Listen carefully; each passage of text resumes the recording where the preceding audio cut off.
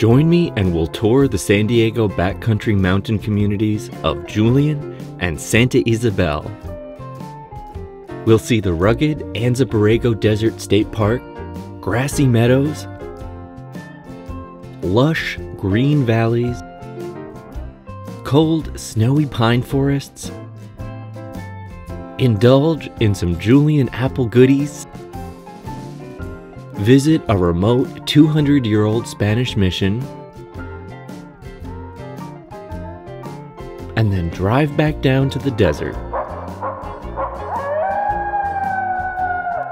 Established in 1933 and measuring in at just less than 600,000 acres, the Anza Borrego Desert State Park is the largest state park in California, taking up 1/5 of San Diego County.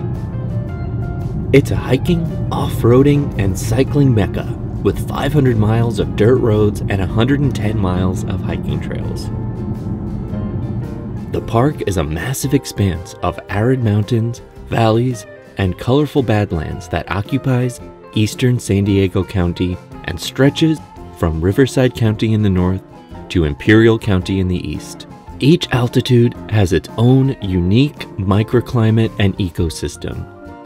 Most of the park is in the Sonoran Desert ecoregion, with the higher elevations being in the mountain chaparral and the woodland ecoregions. The Pacific Crest Trail runs south to north through here before it makes its ascent towards the rugged Santa Rosa Mountains, then the towering San Jacinto Mountain Range above Palm Springs. All of this, combined with mostly blue skies and sunny weather, draws over 100,000 visitors per year.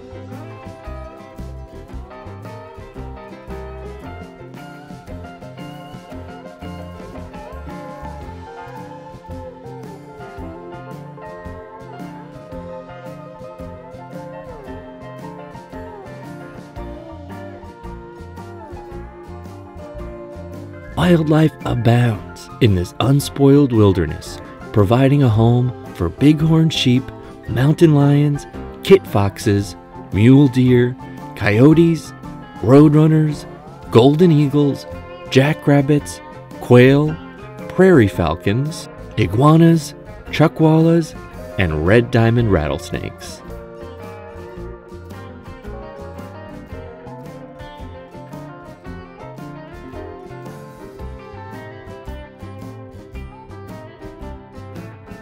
This is my favorite type of driving.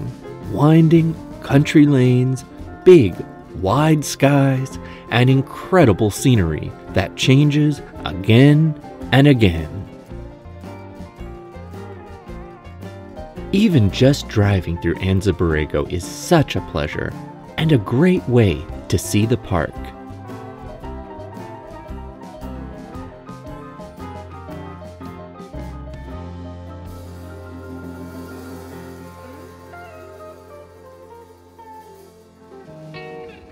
The native tribes left an enduring mark on this land, which is rich with pre-Hispanic artifacts and art.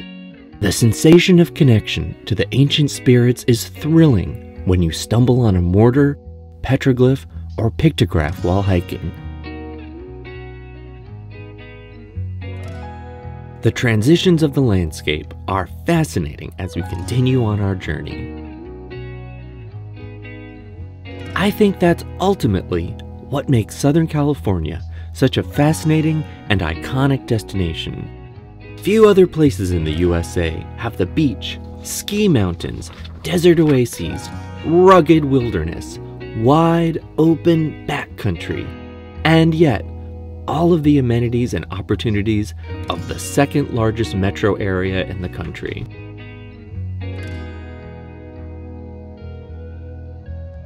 Burned oak trees are regenerating after last year's wildfires. Hopefully soon, these canyons will be lush and green along the creeks again in spring. Nature regenerates after fire, clearing out brush and making way for new growth. Before modern times, wildfires were started by lightning strikes, which still happen sometimes. but the vast majority are now caused by outright arson or carelessness. In California, 95% of wildfires are caused by people and 7% are caused by arson. So although no doubt climate change and the tinder dry conditions exacerbate the problem, without human interference, we would have 95% fewer of the catastrophic and deadly wildfires that plague the West Coast. California is very similar climatically to Southern Africa. We have long, hot, dry seasons, punctuated with short and very intense rain seasons. So that's why a wet winter sometimes will only exacerbate the fire risk. It only takes a few months to grow thick brush, and then only a few months of dry hot weather to dry it into tinder.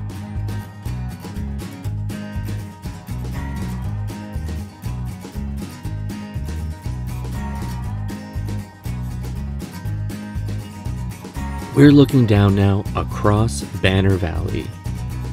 The lush green valley is a surprising contrast to the desert. Now that we've climbed slightly in elevation, prairies and snow-capped mountain ranges appear. It's just amazing in this day and age to see such wide-open, undeveloped ranching lands and endless horizons. This landscape is reminiscent of Colorado or Montana rather than Southern California. And that's really the magic of this area, which is so close to the coast and the 25 to 30 million people living there. Founded in 1870 and once a thriving mining town, Banner's existence was short-lived after suffering floods in 1874, 1916, and 1926. It's easy to see why it flooded. The walls of this valley are incredibly steep, with just a narrow area to build at the bottom. When the spring snowmelt and a massive rainstorm coincided, I could imagine the torrent of water, mud, and rocks bursting down onto the valley floor at a terrifying velocity. During the 1800s, Banner Grade Road was the most dangerous road in America, sending wagon train after wagon train careening down the steep slope. I can't imagine the terror travelers felt, knowing that even if they survived Banner Grade Road, an equally treacherous journey across the scorching Sonoran Desert filled with fierce native tribes awaited them on their way to the Colorado River and Yuma. Luckily today, it's a well-paved and maintained, although challenging, stretch of road. We've reached the snow line. The soaring pines and snow-capped mountains are a sharp contrast to the blue skies and sunny valleys of the desert. The defining feature of these mountain communities is the shockingly cold winter these high elevations get. It's hard to believe we're so close to the subtropical coast and the Mexican border, and yet there's snow on the ground up here almost all winter. Shortly after the Civil War, gold was discovered in Julian. Later, sawmills and apple trees arrived, which laid the foundations for more permanent settlement than just gold mining. The crisp, clear air is the perfect growing climate for apple trees, and Julian is still famous for its apples today. Apple pies, donuts, butter, jelly, and hard cider draw visitors from all over Southern California. And believe me, the flavor lives up to the hype. Wow, town is full. Julian is the perfect day drive destination from the coast, and you really feel a world away. We passed on the crowds early in the day, but by the afternoon when we drove back, the lines went down every block. I'm thrilled for the businesses who are recovering after a tough year, but we'll come back during the week en route to San Diego. I can't blame anyone for choosing to come here.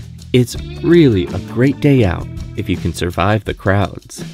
With the magic of video editing, we've returned during the week en route to San Diego. And we're not leaving without our favorite apple cider donuts from the Julian Apple Pie Company. You really need to come early if you want apple cider donuts. There are only 2 left at the Julian location, and such a paltry amount will never do. Luckily, they called their Santa Ysabel location and set aside the last dozen for us. There's no time to waste, so let's go! Santa Ysabel is the gateway to the backcountry mountain towns of Julian, Mount Palomar, and Mount Laguna.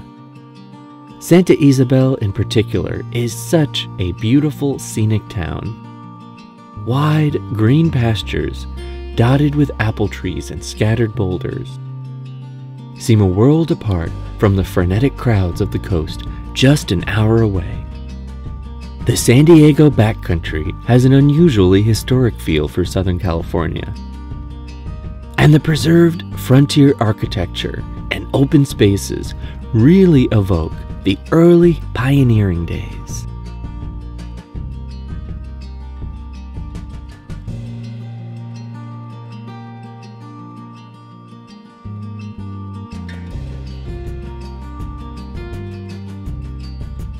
The mountain communities have seen an unprecedented land rush and real estate boom during the pandemic, and it's easy to see why. For people suddenly able to work remotely, this area's incredible natural scenery and easy access to the coast has made it a hot ticket on the real estate market.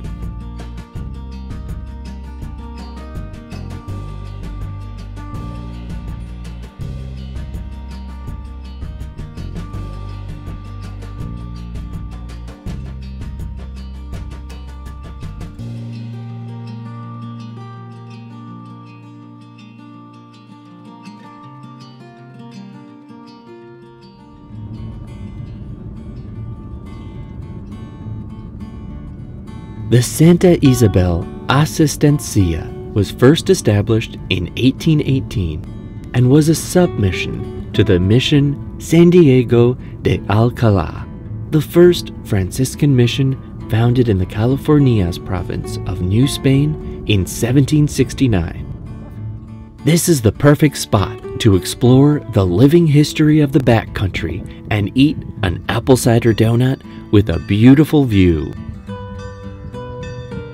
The first Spanish priest visited this site in 1795, and in 1818, the mission fathers formally requested permission from the Spanish governor to establish the Asistencia. By 1821, a chapel, granary, and several houses had been constructed.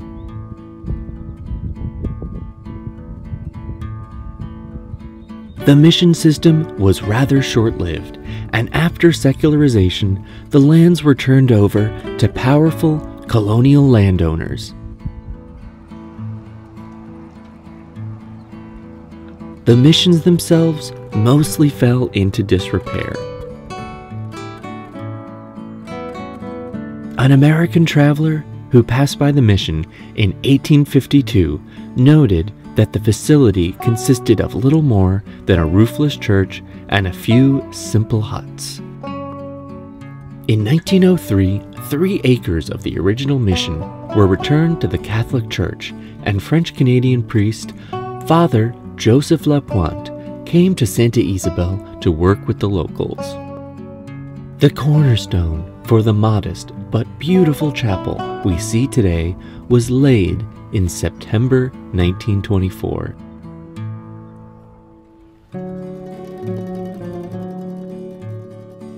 Lovely stained glass windows and painted relief icons tell the stories of the Bible to worshipers who were most likely illiterate.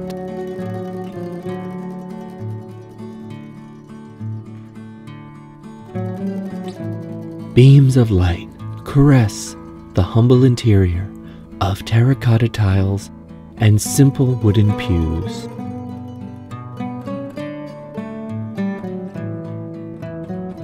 A solemn silence within the thick block walls of the chapel envelops us. Father Lapointe passed away in 1932 and requested to be buried under the shade of his beloved chapel. This absolutely massive agave grows in front of his grave, and it seems as though his love and devotion to this incredible place and indigenous people lives on as vibrantly as ever. The mission exudes a sense of peace and a potent feeling of connection with the past.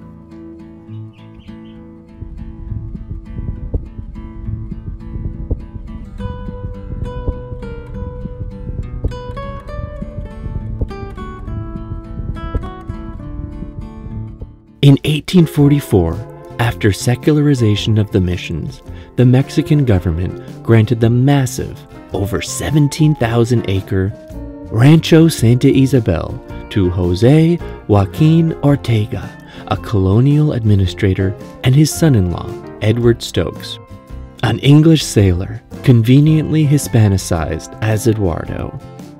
Stokes met and married Ortega's daughter after traveling from Hawaii to California. He died shortly after acquiring the rancho during the Battle of San Pasqual in 1846. Now a beautiful North County San Diego community of vineyards and gentlemen's farms, San Pasqual Valley was the site of a brutal battle during the Mexican-American War. After Alta California was decisively handed to the USA following the war, the Treaty of Guadalupe Hidalgo claimed that land grants would be honored. In practice, the burden of proving a land claim fell to the recipient and took an average of 17 expensive years of lawyers, translators, and surveyors to complete. Most ranchero families had to sell their land, and many lost to outright fraud. However, even today, whether through place names or the layout of towns and cities, the ranchos still leave an indelible mark on land use in California. Their predecessors, the Spanish colonial missions, gave birth to the motifs of red-tiled roofs, deep stucco walls, and covered verandas that define the Spanish colonial style. Still, the dominant vernacular architectural style in many Southern California communities.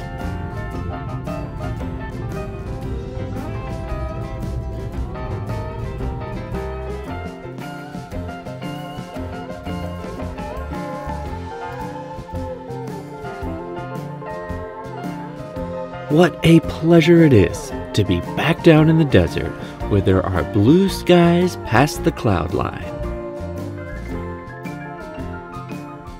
Nevertheless, spring is blowing in hard and fast. Soon this area will be full of visitors from the coast, coming to see the annual spring wildflower bloom. However, this past winter has been unusually dry, and without substantial rainfall, there might not be a spectacular spring wildflower display.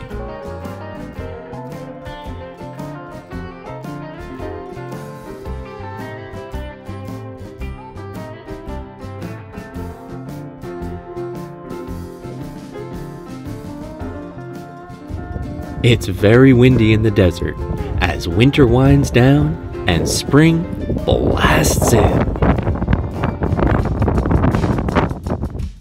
I can't wait for the warm weather and the beautiful display of spring wildflowers, hopefully.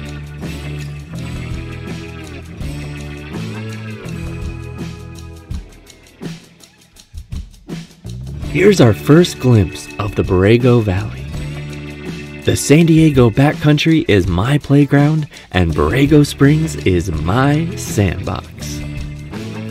Thank you so much for joining me today for this drive through the San Diego Backcountry. I'm William Z. Brennan, but you can call me Will. I'm a natural lifestyle expert, founder of Desert Mountain Apothecary, and author of upcoming ebook, Natural Lifestyle Optimization. If you enjoyed this video, please upvote, subscribe, turn on notifications, leave a comment, and share this video with anyone who will enjoy it. Until next time, stay safe and be well. With love from Desert Mountain Apothecary.